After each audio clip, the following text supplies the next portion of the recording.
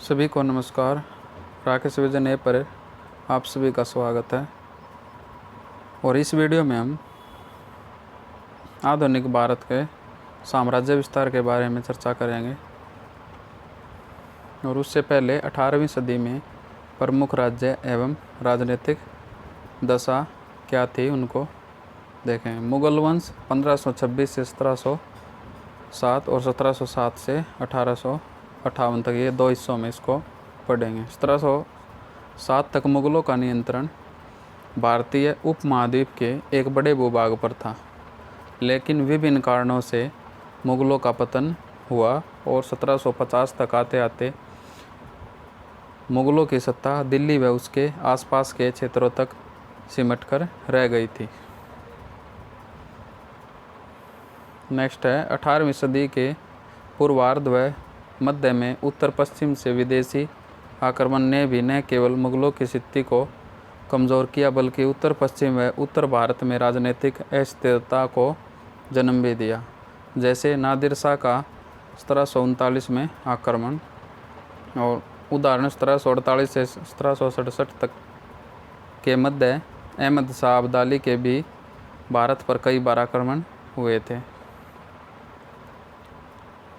मुगलों के पतन व राजनीतिक अस्थिरता की पृष्ठभूमि में भारत में क्षेत्रीय राज्यों का उदय हुआ था, और इन राज्यों की स्थापना या तो मुगलों के अधिकारियों ने की या फिर मुगलों को चुनौती देने वाले स्थानीय महत्वाकांक्षी लोगों ने की थी। क्षेत्रीय राज्य बंगाल में नवाबों का शासन था, अवध में नवाबों का शासन था, पश्चिम उत्तर प्रदेश में रोहिलखंड व फर्रुखाबाद में अफ़गानों का शासन था, और दिल्ली से आगरा के बीच जाटों का शासन था। राजस्थान में मेवाड़, मारवाड़, आमेर, अन्य छोटे छोटे राजवंशों का शासन था। सिंध में अमीरों का शासन था। पंजाब में रणजीत सिंह के नेतृत्व में 1790 के दशक में एक शक्तिशाली राज्य की स्थापना हुई थी। पंजाब में रणजीत सिंह। मराठों का राज्य वर्तमान महाराष्ट्र, गुजरात, मध्य प्रदेश, उत्तरी कर्नाटक 1750 तक मराठों का नियंत्रण हो चुका था। वह मुगलों के पतन के पश्चात भारत में सबसे शक्तिशाली राज्य भी मराठों का ही था। नेक्स्ट है हैदराबाद में निज़ाम का राज्य था। मैसूर में हैदर अली व टीपू सुल्तान का शासन था। कर्नाटक में नवाबों का शासन था। केरल व तमिलनाडु में कुछ अन्य छोटे छोटे राज्य भी थे, जैसे केरल में ट्रावनकोर का राज्य। इसके बाद प्रथम आंग्ल मैसूर युद्ध 1767 से 1769।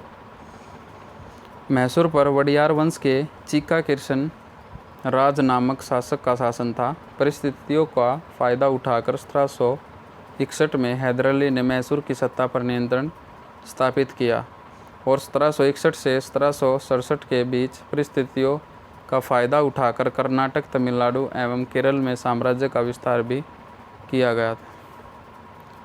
मैसूर या हैदर अली की बढ़ती हुई शक्ति से मराठे निज़ाम एवं अंग्रेज़ों का चिंतित होना स्वाभाविक था। इन तीनों शक्तियों की महत्वाकांक्षा एक गठबंधन में परिवर्तित हुई और प्रथम मैसूर आंग्ल का कारण बनी। 1769 में मद्रास की संधि के द्वारा युद्ध बराबरी पर समाप्त हो गया था। इसके बाद है द्वितीय आंग्ल मैसूर युद्ध 1780 से 1784। इसके क्या कारण थे? अंग्रेज़ों व हैदर की महत्वाकांक्षा। 1782 में हैदर अली की मृत्यु एवं युद्ध का नेतृत्व टीपू सुल्तान ने किया था। अंततः 1784 में मंगलौर की संधि के द्वारा युद्ध बराबरी पर समाप्त हो गया था। नोट: दोनों ही युद्ध में निज़ाम एवं मराठे कभी अंग्रेज़ों की तरफ तो कभी मैसूर की तरफ हो जाते थे। टीपू सुल्तान के कार्य या सर्वाधिक खतरनाक शत्रु। 1782 से 1799 में टीपू ने मैसूर पर शासन किया था। और आर्थिक कारण क्या थे इसके? मध्यस्थों का दमन कर किसानों से प्रत्यक्ष संपर्क स्थापित किया था। तुर्की, अरब देशों, बर्मा, मॉरिशस इत्यादि देशों में भी व्यापार के विकास के लिए व्यापारिक प्रतिनिधियों को नियुक्त किया था। मैसूर के अंतर्गत मसालों के व्यापार पर राज्य का एकाधिकार स्थापित किया गया और व्यापार के विकास के लिए वाणिज्य बोर्ड का भी गठन किया गया। टीपू सैनिक शक्ति को आर्थिक विकास से जोड़कर देखता था। वह सैनिक शक्ति को आर्थिक विकास से जोड़कर देखता था और संभवतः इस मामले में 18वीं सदी के भारतीय शासकों की तुलना में उसका दृष्टिकोण अधिक परिपक्व था।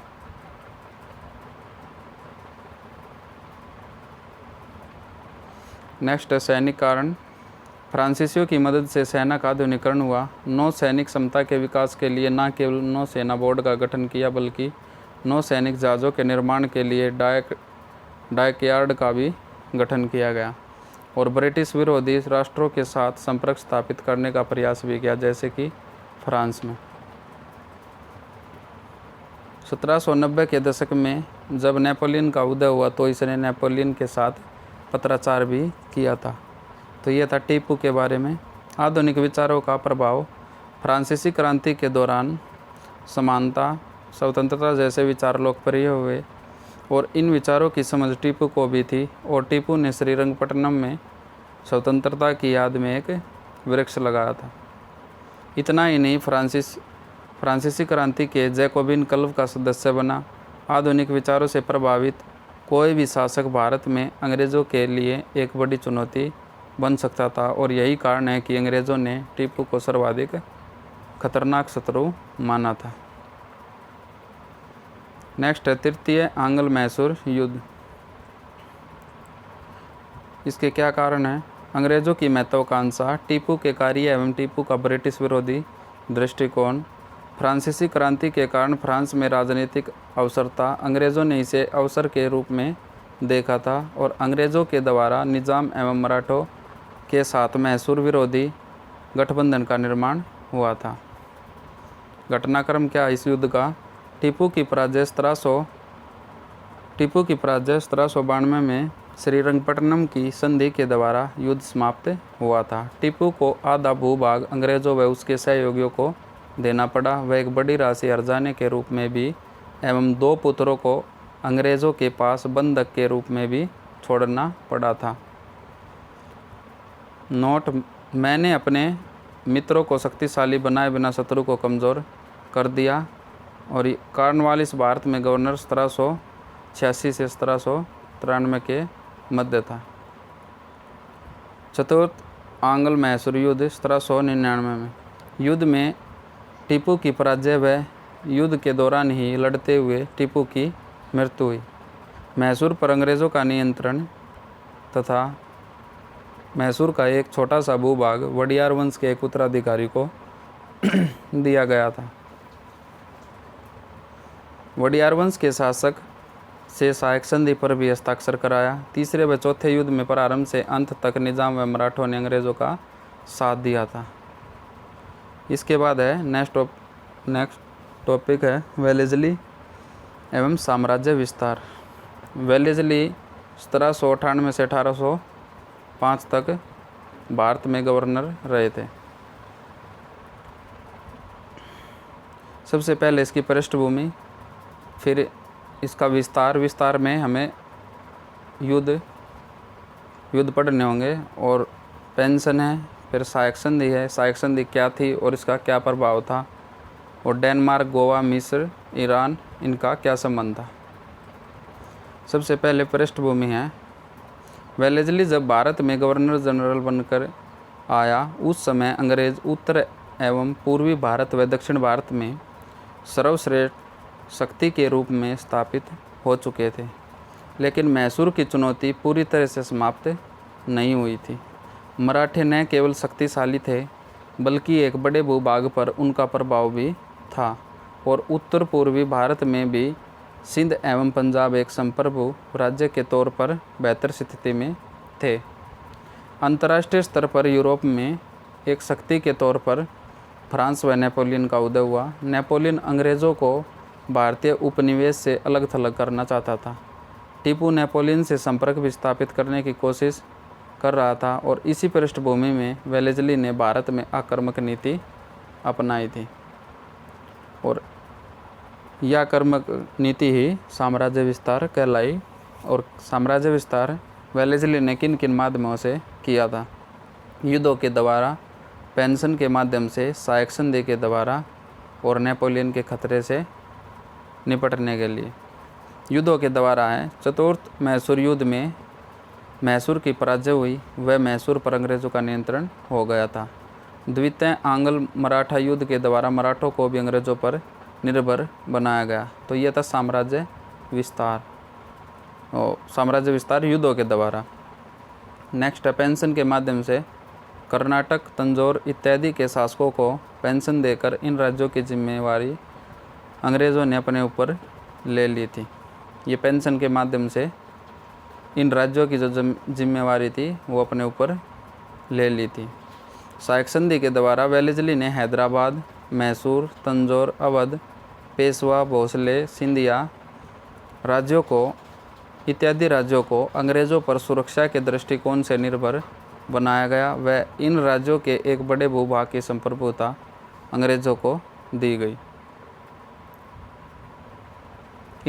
इन राज्यों की जो सुरक्षा की जिम्मेदारी थी वो अंग्रेज़ों ने अपने ऊपर ले ली थी और एक संप्रभुता थी वो अंग्रेज़ों को दे दी गई थी। नेक्स्ट है, नेपोलियन के खतरे से निपटने के लिए वेलेस्ली ने भारत के भीतर व बाहर भी अनेक उपाय किए थे। जैसे पुर्तगालियों से बातचीत कर गोवा में सैनिकों की तैनाती की।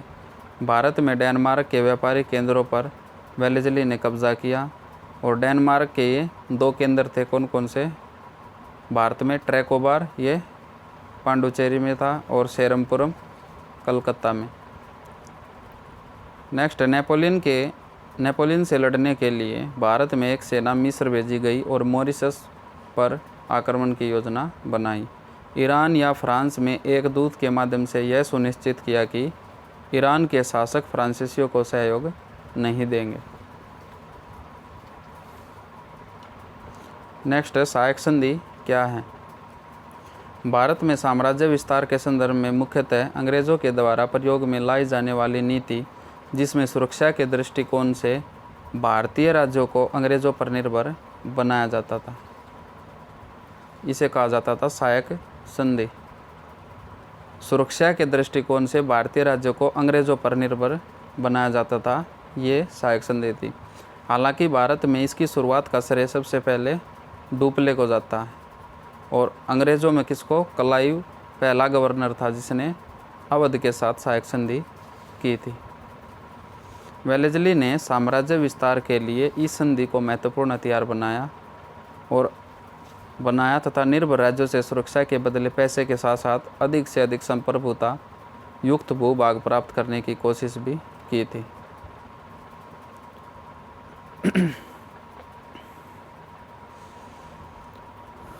नेक्स्ट है, वेलेस्ली के द्वारा जिन राज्यों से संधि की गई उसमें निम्नलिखित मुख्य प्रावधान थे।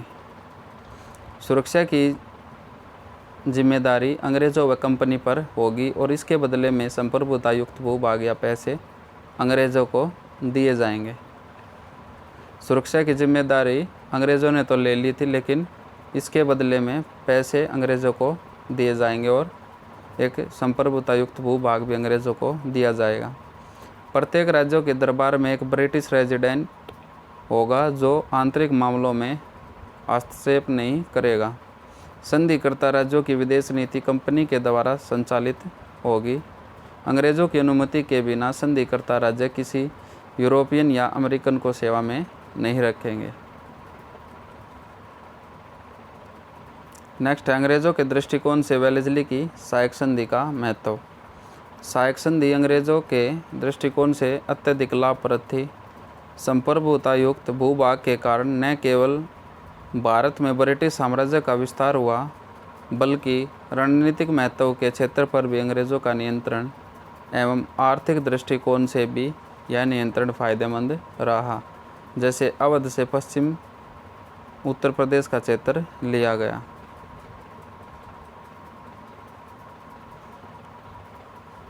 निर्भर राज्यों के सुरक्षा की जिम्मेवारी अंग्रेज़ों के हाथों में होने के कारण एक विशाल सेना का गठन हुआ। वह इसी सेना का उपयोग भारतीय साम्राज्य की सुरक्षा व विद्रोह के दमन व इन राज्यों को जीतने में किया गया था और इसका एक महत्वपूर्ण पहलू यह भी था कि सेना के समस्त खर्च भारतीय राजस्व से अदा किए जाएंगे। ये जो सेना का गठन हुआ था, इस सेना का जितना भी खर्च था ये सब इन राज्यों को ही उठाना पड़ेगा। ब्रिटिश रेजिडेंट के कारण निर्भर राज्यों के आंतरिक मामलों में अंग्रेज़ों की पकड़ और मजबूत हुई। जब कभी इन राज्यों के विलय की योजना बनी तब रेजिडेंट की अहम भूमिका रही थी और साथ ही रेजिडेंट इन राज्यों में सत्ता का वास्तविक केंद्र बन बैठा था। निर्भर राज्यों की विदेश नीति पर नियंत्रण स्थापित कर कंपनी ने इन राज्यों को किसी भी प्रकार के ब्रिटिश विरोधी गठबंधन बनाने या शामिल होने से रोका था और साथ ही इन राज्यों में यूरोपियन को सेवा से वंचित कर अंतर्राष्ट्रीय स्तर पर भी ब्रिटिश विरोधी गठबंधन एवं षड्यंत्रों को समाप्त किया गया। इस प्रकार वेलेस्ली की सहायक संधि की नीति ने भारत में ब्रिटिश साम्राज्यवाद की जड़ों को मजबूत किया था। और नोट है, सहायक संधि की नीति के कारण अंग्रेज़ों को जो भी लाभ हुआ वह एक प्रकार से भारतीय राज्यों की स्थिति भी थी। इसी टॉपिक पर एक क्वेश्चन है, भारत में साम्राज्य विस्तार के संबंध में सहायक संधि को परिभाषित करते हुए अंग्रेज़ों के दृष्टिकोण से इसके महत्व को बताएं। तो ये जितना करवाया है यही बताना है। अंग्रेज़ों के दृष्टिकोण से वेलेस्ली की सहायक संधि का महत्व। नेक्स्ट है मराठा। अयोग्य पेशवा व मराठा सरदारों का काल 1772 से 1818 तक था। प्रथम आंग्ल मराठा युद्ध 1775 से 82। इसमें 3 संधियाँ हुई थी, सूरत की, पुरंदर की और सालबाई की। घटनाक्रम माधवराव की मृत्यु के पश्चात पेशवा पद को लेकर संघर्ष प्रारंभ हुआ। एक तरफ रघुनाथ राव पेशवा बनना चाहते थे तो दूसरी तरफ उनके विरोधियों ने नारायण राव एवं माधवराव द्वितीय को पेशवा बना दिया। अंततः रघुनाथ राव ने अंग्रेज़ों के बॉम्बे परिसर से 1775 में सूरत की संधि की। हालांकि समकालीन गवर्नर जनरल वॉरेन हेस्टिंग्स मराठों से युद्ध नहीं चाहता था और इसी उद्देश्य से 1776 में उसने मराठों के साथ पुरंदर की संधि की थी। लेकिन ब्रिटेन से डायरेक्टरों के निर्देश के पश्चात हेस्टिंग्स को युद्ध में भाग लेना पड़ा और युद्ध में अंग्रेज़ों की स्थिति बेहतर नहीं थी। लेकिन किसी भी प्रकार की स्थिति बेहतर नहीं थी लेकिन किसी भी प्रकार से अंग्रेज़ों को एक सम्मानजनक समझौता करने में सफलता मिली और 1782 में सालबाई की संधि के द्वारा युद्ध बराबरी पर समाप्त किया गया। नेक्स्ट, द्वितीय आंग्ल मराठा युद्ध 1803 से 1805। ये इम्पोर्टेंट है। कारण क्या थे इसके? अंग्रेज़ों की महत्वाकांक्षा, वेलेस्ली की आक्रामक नीति, नेपोलियन के आक्रमण का भय, मराठों का आंतरिक संघर्ष। नोट, पेशवा बाजीराव द्वितीय के द्वारा होलकर शासक के भाई की हत्या और होलकर ने पुणे पर कब्जा किया। पेशवा ने अंग्रेज़ों से मदद मांगी व 1802 में बसई की सहायक संधि पर पेशवा ने हस्ताक्षर किए थे। और बसीन की जो संधि थी, इस बसीन की संधि का मराठा सरदारों ने विरोध किया। अलग अलग लड़ाइयों में भोसले एवं सिंधिया को पराजित किया। इस लड़ाई में मराठा सरदारों की पराजय हुई। वे दोनों को क्रमशः देवगांव व सुरजी अर्जन गांव की सहायक संधि पर हस्ताक्षर करना पड़ा। और सिंधिया की पराजय के पश्चात होलकर से युद्ध प्रारंभ 1805 में राजपुर घाट की संधि के द्वारा होलकर से युद्ध समाप्त किया गया। सिंधिया के बाद होलकर से युद्ध किया और ये 1805 में राजपुर घाट की संधि के द्वारा युद्ध समाप्त किया गया। नोट, द्वितीय मराठा युद्ध के परिणामों को सहायक संधि के परिणामों के संदर्भ में देखना है।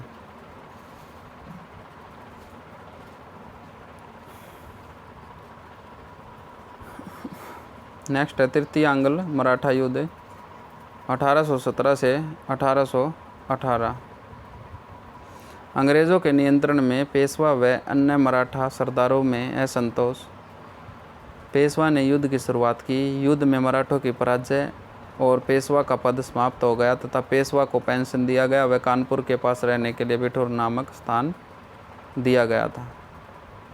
महाराष्ट्र में एक छोटा सा भूभाग शिवाजी के वंशज को दिया गया। कहाँ पर? सतारा में।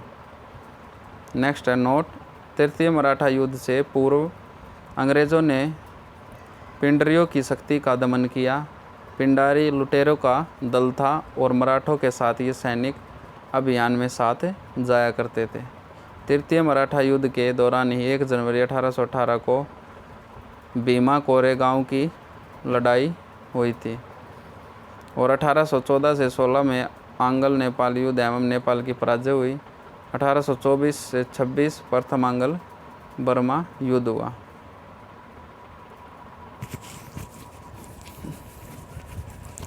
नेक्स्ट है उत्तर पश्चिम में साम्राज्य विस्तार। उत्तर पश्चिम में साम्राज्य विस्तार। सिंध पर कैसे विजय पाया? अफगानिस्तान और पंजाब। सबसे पहले अफगानिस्तान विजय, ये है अफगानिस्तान विजय। उत्तर पश्चिम में 3 प्रमुख शक्तियाँ थी, अफगानिस्तान, सिंध, पंजाब में रणजीत सिंह। रूस की सीमा अफगानिस्तान से लगती थी। वही यूरोप में रूस व ब्रिटेन के बीच तनावपूर्ण संबंध थे और एक तरफ रूस की विस्तारवादी नीति से अंग्रेज चिंतित थे तो दूसरी तरफ अंग्रेज साम्राज्यवादी महत्वाकांक्षा से प्रेरित भी। और इसी पृष्ठभूमि में अंग्रेज़ों ने अफगानिस्तान के प्रति अग्रगामी नीति का पालन किया। इसके अंतर्गत अफगानिस्तान पर नियंत्रण स्थापित करना, जिससे भारतीय साम्राज्य सुरक्षित रह सके। इसी उद्देश्य से 1839-42 के मध्य प्रथम आंग्ल अफगान युद्ध हुआ और इस युद्ध में अंग्रेज़ों को व्यापक नुकसान उठाना पड़ा और इसके पश्चात अंग्रेज़ों ने अफगानिस्तान के प्रति कुशल आक्रमणीयता की नीति का पालन किया और इस नीति के अंतर्गत अफगानिस्तान में मित्रवत संबंधों पर बल तथा अफगानिस्तान को आवश्यक साजों सामान की आपूर्ति, जिससे भारतीय साम्राज्य सुरक्षित रह सके। और प्रथम अफगान युद्ध के पश्चात अंग्रेज़ों ने सिंध एवं पंजाब के प्रति आक्रामक नीति अपनाई और हिंदुकुश पर्वतमाला तक साम्राज्य का विस्तार किया।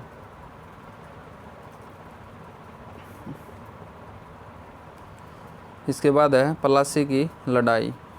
ये 23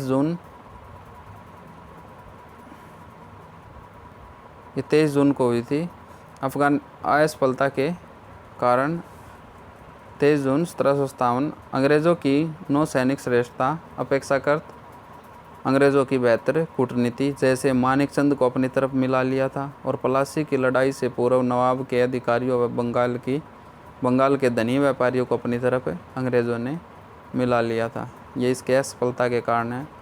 अंग्रेज़ों का नेतृत्व भी तुलनात्मक रूप से बेहतर था। सिराजुद्दौला की अदूरदर्शिता एवं अयोग्यता, राजनीतिक एकता की कमी, राष्ट्रीय चेतना का अभाव इत्यादि। 1757 में मीर जाफ़र को नवाब बनाया गया। 1760 में मीर जाफ़र को हराकर अंग्रेज़ों ने मीर कासिम को बंगाल का नवाब बनाया। मीर कासिम ने वर्धमान, मिदनापुर एवं चटगांव की ज़मींदारी अंग्रेज़ों को दे दी थी और इसी कारण मीर जाफ़र को हराकर अंग्रेज़ों ने मीर कासिम को नवाब बनाया था।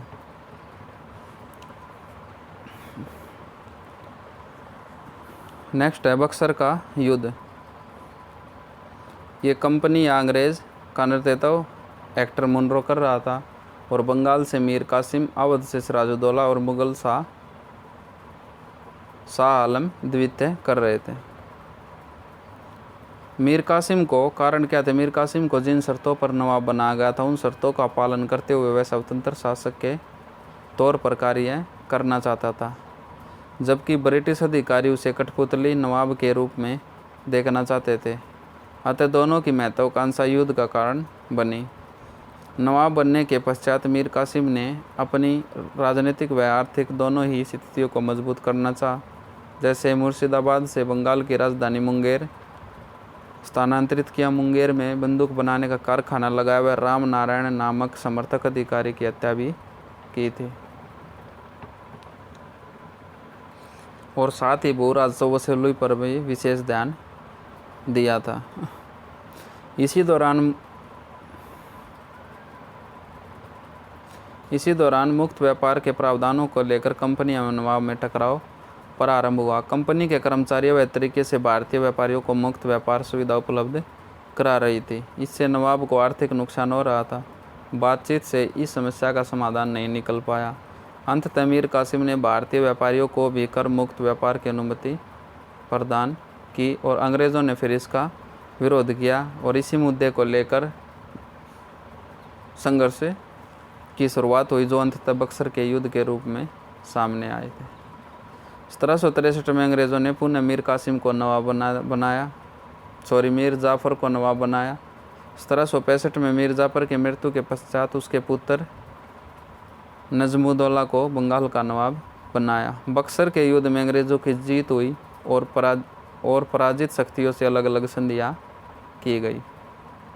सबसे पहली संधि बंगाल के नवाब से नजमुद्दौला से 1765 की संधि। बंगाल के प्रशासन का संचालन नायब सूबेदार की सलाह से होगा और इसकी नियुक्ति भी अंग्रेज़ों द्वारा ही की जाएगी और बंगाल के सैनिकों की संख्या में व्यापक कटौती की गई। मुग़ल शासक से संधि, यह इलाहाबाद की संधि। अंग्रेज़ों ने मुग़ल शासक से बंगाल, बिहार, उड़ीसा की दीवानी अधिकार प्राप्त किया और मुग़ल शासक को 26 लाख रुपये वार्षिक पेंशन तथा कोरा एवं इलाहाबाद के क्षेत्र दिए गए। अवध के नवाब से एक बड़ी राशि अर्जाने के रूप में ली गई तथा ब्रिटिश कंपनी को व्यापारिक सुविधाएं भी दी गई। अवध से कोरा इलाहाबाद का क्षेत्र लेकर मुग़ल शासक को दिए गए। अवध की सुरक्षा की जिम्मेवारी अंग्रेज़ों पर होगी और इसके खर्च भी अवध को उठाने होंगे। तो ये थी 3 संधियाँ।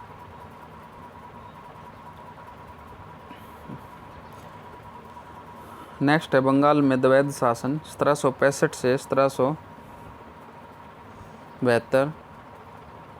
ये द्वैध शासन बंगाल में क्लाइव के समय शुरू हुआ था और वारेन हेस्टिंग्स के समय में समाप्त हुआ था। द्वैध शासन क्या है? 1765 से 1772 के बीच कंपनी एवं नवाब दोनों के द्वारा बंगाल प्रशासन को द्वैध शासन कहा जाता है। कंपनी के पास दीवानी संबंधी अधिकार था, वही नवाब के पास निजामत प्रशासनिक थी। निजामत जो पुलिस के कार्य होते हैं। हालांकि निजामत का वास्तविक अधिकार भी कंपनी के पास ही था, क्योंकि नायब सूबेदार की सलाह से नायब को शासन का संचालन करता था। कारण ब्रिटिश सरकार एवं कंपनी के संबंधों को पुनः परिभाषित करने की आवश्यकता होती थी। प्रत्येक शासन की स्थिति में यूरोपीय कंपनियों के द्वारा विरोध की संभावना, भारतीय शासकों के द्वारा भी विरोध की संभावना। प्रशासन का विशेष अनुभव नहीं था, कंपनी के पास था और बंगाल की प्रजा के द्वारा विरोध की संभावना थी। कंपनी के द्वारा कर्मचारी नियंत्रण को सशक्त बनाने की नीति थी। प्रथम 100 वर्षों में जो महत्वपूर्ण गवर्नर हैं उनके नाम हैं क्लाइव 1757 से 1766, फिर 65 से 67, वॉरेन हेस्टिंग्स 1772 से 85, कॉर्नवालिस 1786 से 93 और वेलेस्ली 1798 से 1805, लॉर्ड हेस्टिंग्स 1813 से 1823, विलियम बेंटिक 1828 से 35 तक और डलहौजी 1848 से 56 तक। और ये कुछ इम्पोर्टेंट क्वेश्चन हैं। प्लासी की लड़ाई के कारणों व परिणामों को संक्षेप में बताइए।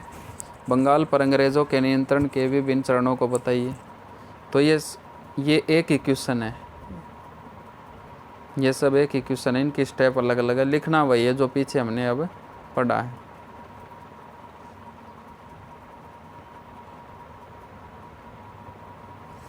नेक्स्ट है क्लाइव भारत में ब्रिटिश साम्राज्य के संस्थापक के रूप में।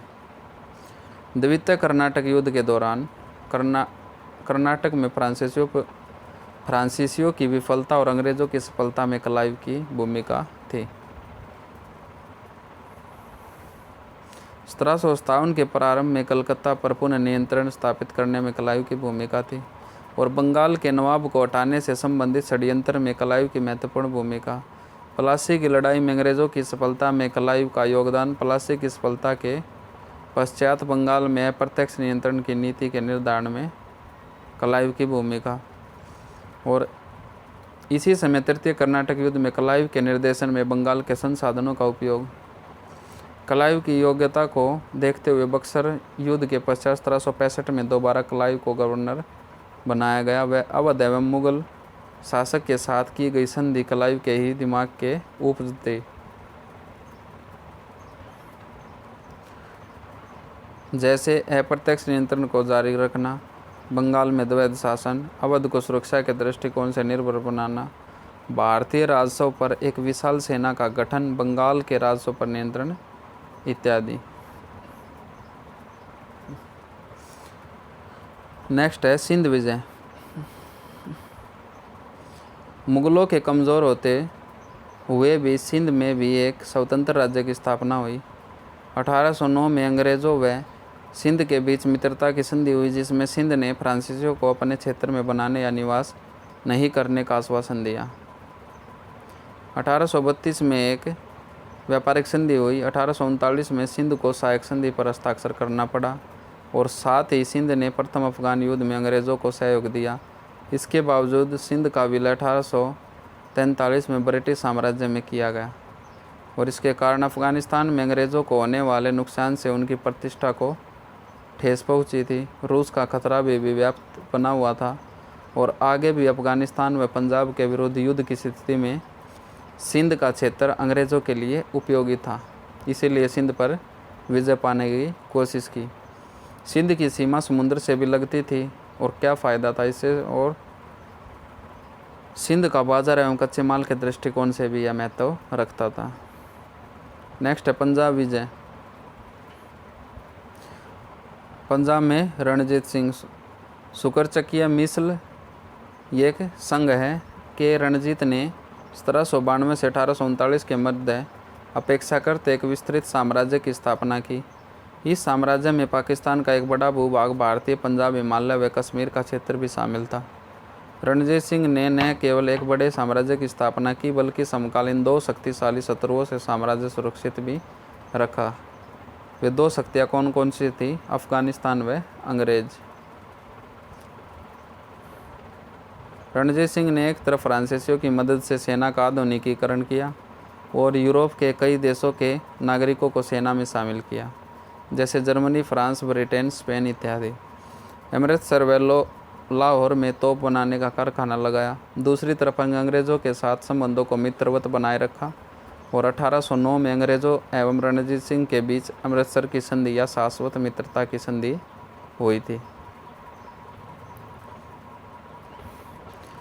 रणजीत सिंह सिख धर्म के अनुयायी थे, लेकिन राज्य में धार्मिक सहिष्णुता की नीति का पालन किया और धार्मिक भेदभाव के बिना प्रशासन में सभी धर्म के लोगों को महत्व दिया। हालांकि इसकी मृत्यु के 10 वर्षों के भीतर पंजाब का विलय ब्रिटिश साम्राज्य में कर लिया गया। नेक्स्ट है प्रथम आंग्ल सिख युद्ध 1845 से 46। अंग्रेज़ों की महत्वाकांक्षा, पंजाब में उत्तराधिकार का युद्ध एवं दरबार में गुटबंदी, अंग्रेज़ों के द्वारा युद्ध के लिए की गई तैयारी व उकसावे की कार्रवाई, जैसे सतलुज नदी में पुल बनाने वाले नावों को एकत्रित करना। अंततः सिख सेना के द्वारा अंग्रेज़ों पर आक्रमण व युद्ध की शुरुआत हुई थी। घटनाक्रम: सिखों की पराजय। लाल सिंह व तेज सिंह के नेतृत्व में सिख सैनिकों ने युद्ध में भाग नहीं लिया। 1846 में लाहौर की संधि के द्वारा युद्ध समाप्त हुआ और 1846 में ही भैरवाल की एक अनुपूरक संधि की गई।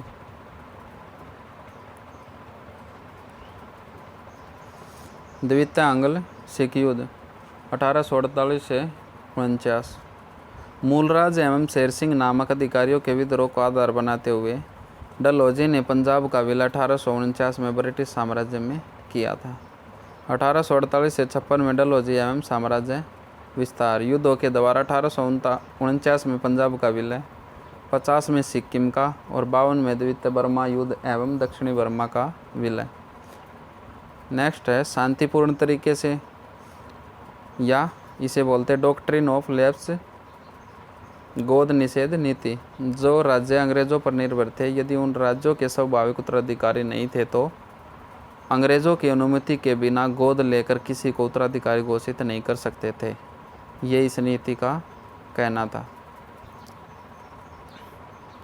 इस नीति को आधार बनाकर डलहौजी ने सतारा, झांसी, नागपुर इत्यादि का विलय किया। यह नीति डलहौजी से पूर्व भी प्रचलित थी। 1853 में निजाम से बेरार का क्षेत्र लिया गया। 1856 में कुशासन के नाम पर अवध का विलय किया गया। डलहौजी ने कर्नाटक, तंजौर इत्यादि शासकों से उपाधियाँ भी छीन ली। और 1853 में बाजीराव द्वितीय के दत्तक पुत्र का नाम साहिब को पेंशन की अनुमति नहीं दी और मुगल बादशाह से भी सम्राट की पदवी छीनना चाहता था, लेकिन अनुमति नहीं मिली।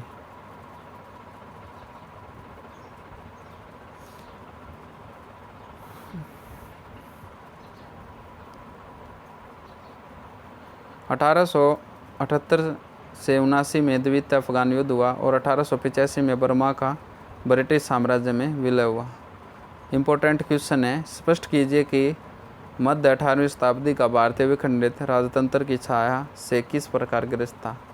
तो ये जो हमने पीछे पढ़ा है वही लिखना है। डलहौजी के पूर्ववर्तियों ने समामेलन से बचे रहने के लिए सिद्धांतों पर, यदि उनसे बचा जा सकता था, कार्य किया था। डलहौजी ने समामेलन करने के सिद्धांतों पर, यदि वह ऐसा विधि सम्मत रूप से कर सकता था, उसके समामेलन युद्ध और शांति दोनों के विश्लेषण कीजिए। तो ये डलहौजी के बारे में बता देना है। तो आज के लिए इतना ही, मिलते हैं अगले वीडियो में। तब तक के लिए धन्यवाद। अगर वीडियो पसंद आया हो तो प्लीज़ चैनल को सब्सक्राइब करना। धन्यवाद।